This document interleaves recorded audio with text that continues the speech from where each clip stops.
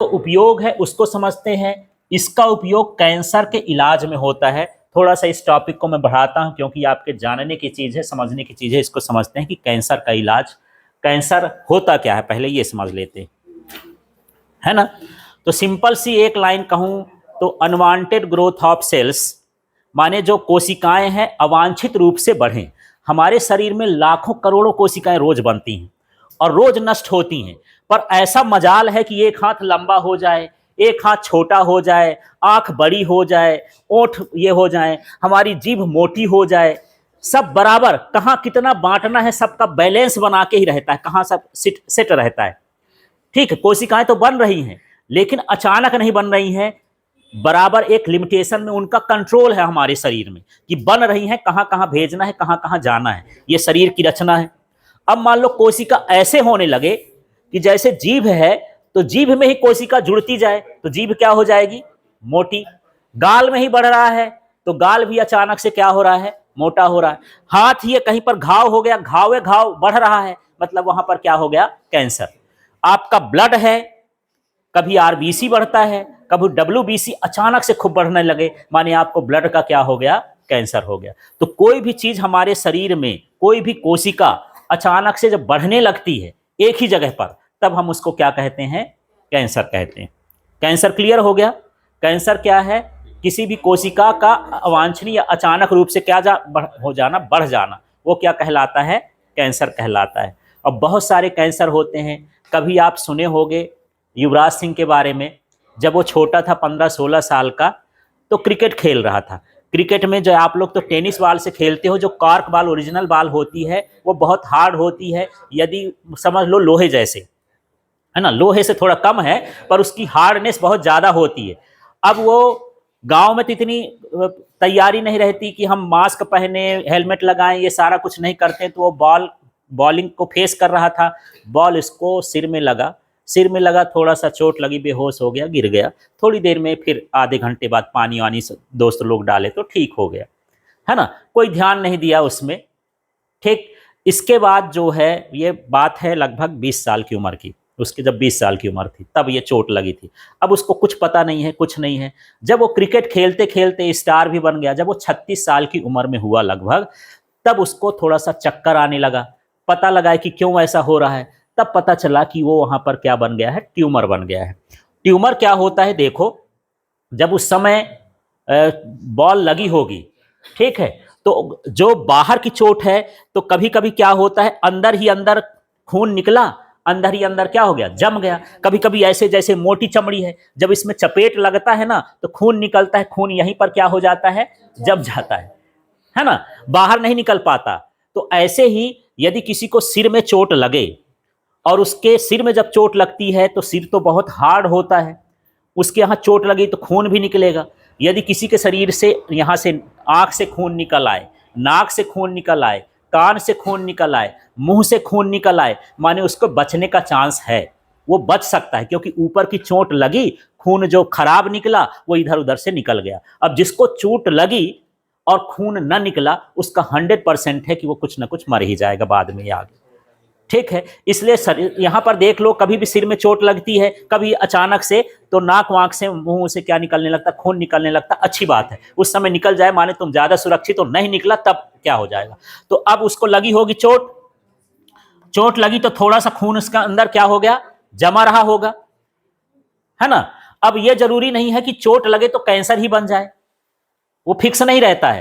हो सकता है कि लाइफ टाइम तक, मरते दम तक ये ऐसे के ऐसे जमा रहा है, चोट लगी है, गांठ बनी है, पर ये न बढ़ रही है न घट रही है, ना हमको कोई नुकसान है, तो उस ट्यूमर की कोई दिक्कत नहीं है। फिर यही ट्यूमर, ये गांठ को हम क्या बोलते हैं, ट्यूमर, अंग्रेजी में ये ट्यूमर है। गांठ माने क्या हो गया, ट्यूमर।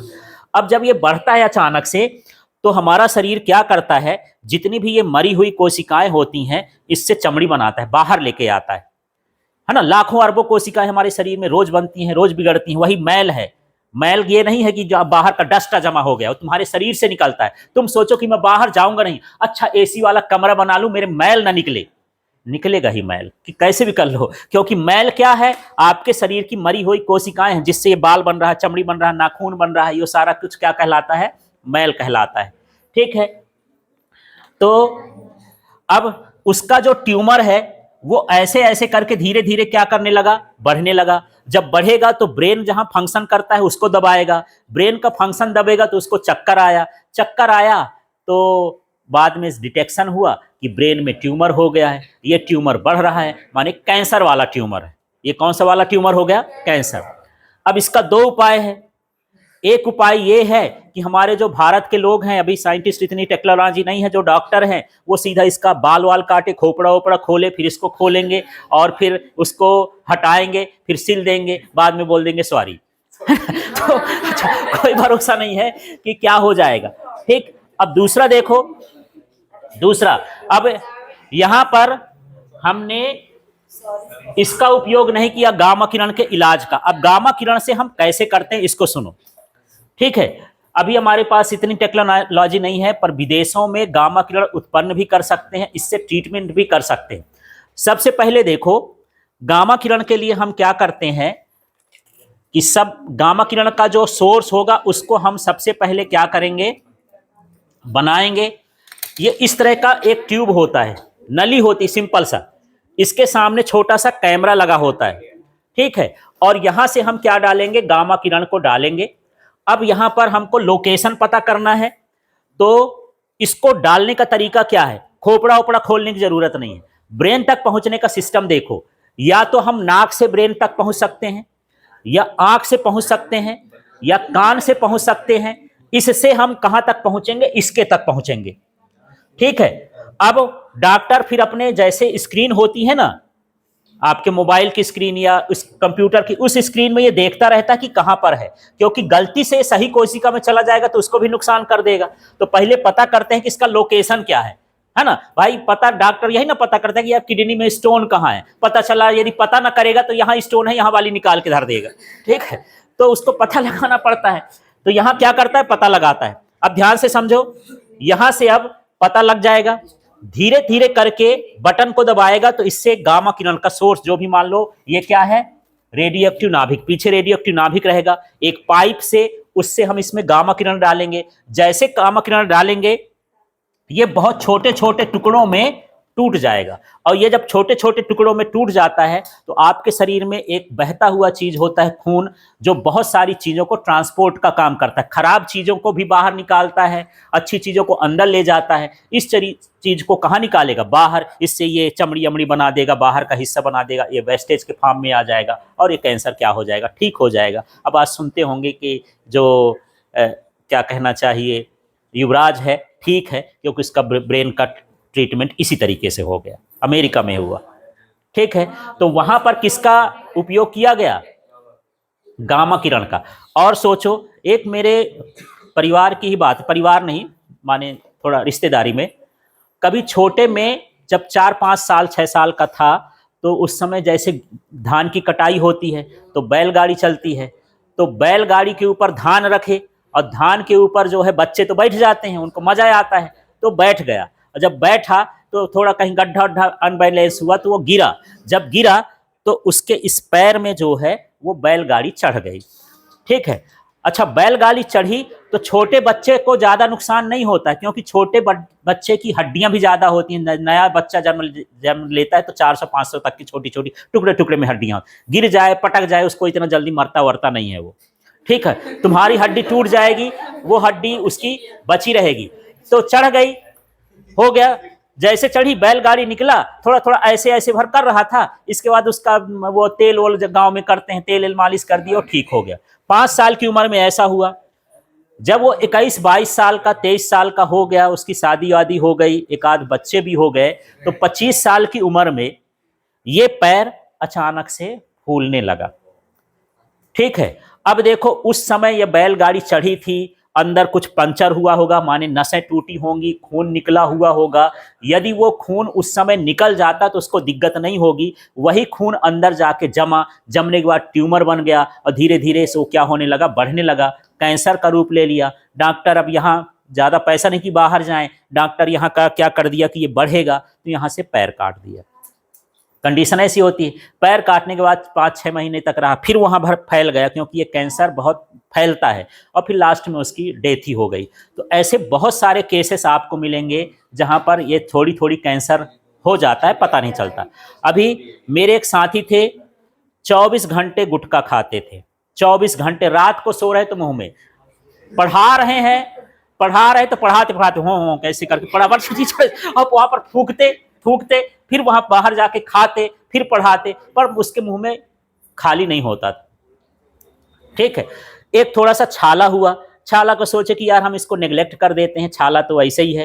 फिर इसके बाद पता चला कि वो जब जाते हैं, जनरली हमारे इंडिया में टाटा मेमोरियल एक हॉस्पिटल है बॉम्बे में जो सिर्फ कैंसर का इलाज करती है, वहाँ गए, डिटेक्ट हुआ कि ये कैंसर है।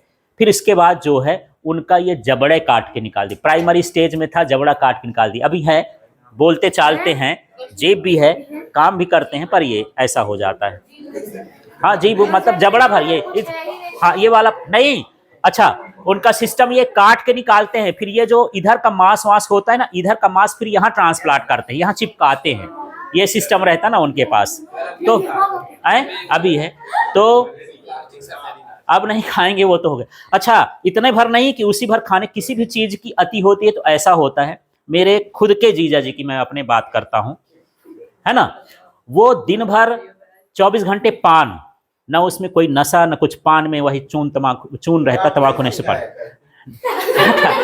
समझाने के बाद भी नहीं मानते ना, तो देखो वो इतना खाते थे और लोगों को ऐसा लगता था कि यार पान तो है, नुकसान न करेगा। भाई ज्यादा तम्बाकू, बीड़ी, सिगरेट, दारू इनमें लोग बात करते हैं, पान में नहीं करते हैं। तो वो ऐसा खाते थे कि यदि उनके दाल में नमक भी पड़ जाए तो नमक वाली दाल नहीं खा सकते थे। खाने के लिए हर बार उनको ये है कि यदि आए हैं तो उनको 3-4 ठो रसगुल्ला चाहिए, खाते जाएंगे, बीच में रसगुल्ला खाएंगे, इतनी जीभ उनकी वो हो गई। बाद में उनको कैंसर हुआ, जीभ मोटी हो गई, डॉक्टर ने यहाँ छेद बना दिया, यहाँ से नली लगा दी कि भैया खाना पीना खाना है पेट में, यहाँ से नली से जाएगा खाना, सिस्टम बनाए, जीभ को ऑपरेशन करके निकाल दिए, अब खाने का सिस्टम खत्म ना, यहाँ ऑपरेशन कर दिए, यहीं से 2 नली लगाए, एक सांस लेने के लिए और एक खाने के लिए, एक जो है फेफड़े में जा रही है और एक किस में जा रही है, अमाशय में जा रही है। साल भर ऐसे जिए। ठीक है, कुछ दिन बाद फिर वो गले में फैला, गले में फैलने के बाद वो इधर तक फैला और लास्ट, हाँ इतना क्या निकलवाएंगे, बचेगा नहीं। इसके बाद उनकी डेथ ही हो गई, अंतिम में हो गया। तो ऐसे बहुत सारे केस हैं। अभी यहाँ पड़ोस में ही बात करता हूँ, ठीक है ना।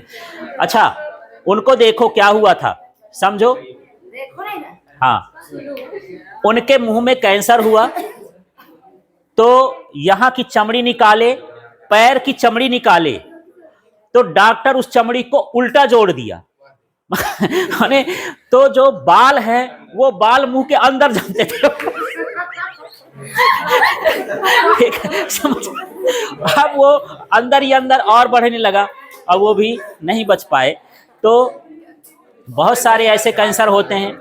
यदि किसी को ब्लड का कैंसर होता है तो ब्लड का कैंसर वाला बहुत रेयर केस है कि वो बच जाए, क्योंकि जब ब्लड में, हाँ सुनो, जब ब्लड में कैंसर होता है तो ऐसा नहीं है कि पूरा ब्लड खाली कर दो, नया चढ़ा दो। उनका ये सिस्टम रहता है कि ब्लड एक हिस्से से निकलता जाता है और दूसरे हिस्से से चलता जाता है। ठीक है, हाँ तो मिक्स है, तो क्या है कि वो नहीं, अधिकतर जो जहां पर ब्लड फिल्टर होता है ना, किडनी का सिस्टम होता है, वहां तक फिल्टर होके निकलता है ना, ऐसे। तो उस तरह से क्या होता है, कुछ ना कुछ रह जाते हैं। तो एक बार ब्लड चढ़ा, साल भर जिंदा रहेगा, फिर वो 6 महीने में चढ़ने लगेगा, 6 महीने में चढ़ेगा तो वो 3 महीने, फिर इसके बाद 3 महीने में, 15 दिन में, 10 दिन में, ऐसे ब्लड को चेंज करते रहोगे, अंतिम में चेंज करने का सिस्टम ही खत्म हो जाएगा। माने उसका फिक्स रहता है कि ये जाएगा ही, ठीक है ना। अच्छा, अब सुनो, कैंसर से बहुत बचते भी हैं, बहुत सारे इलाज आजकल अवेलेबल हैं, लेकिन उसकी स्टेज हमको पता चल जाए कि ये किस स्टेज में है। यदि बहुत सारा ऐसा होता है कि यार मेरा पेट दर्द कर रहा है, अब मैं दिखा नहीं रहा हूँ, यहाँ लोकल डॉक्टर से दवाई खा रहा हूँ, कुछ भी खा रहा हूँ, बस पेट दर्द कर रहा है। तब तक जब ज़्यादा दर्द करने लगा तब हम बाहर गए, तब हमको वहाँ पर पता चला कि हमको कैंसर है, लास्ट स्टेज का है, तब हम बता नहीं सकते। तो हमको प्राइमरी स्टेज में, अच्छा कैसे पता करते हैं, एक टेस्ट होता है जिसमें हम क्या करते हैं, जिस भाग का नहीं, एलिसा एड्स के लिए होता है, ठीक है। अच्छा, तो उस टेस्ट में हम उस टुकड़े को, मांस को कहीं पर भेजते हैं, जैसे दिल्ली है, बंबई है, जहाँ पर ये लैब होता है, ठीक है, और उस मांस के टुकड़े से को डेवलप करते हैं। 15-20 दिन, महीने भर बाद रिपोर्ट आती है। यदि वो एकदम से बढ़ता होगा, वो कोशिका जनरेट होता होगा, तो जान जाते हैं कि यहाँ पर कैंसर के टिश्यू हैं। ऐसा तो प्राइमरी स्टेज में पता चल जाता है। मेरे बहुत सारे घर परिवार जान पहचान में जिनके कैंसर बहुत आसानी से ठीक भी हो गए हैं, अच्छी लाइफ जी रहे हैं, बस पता हो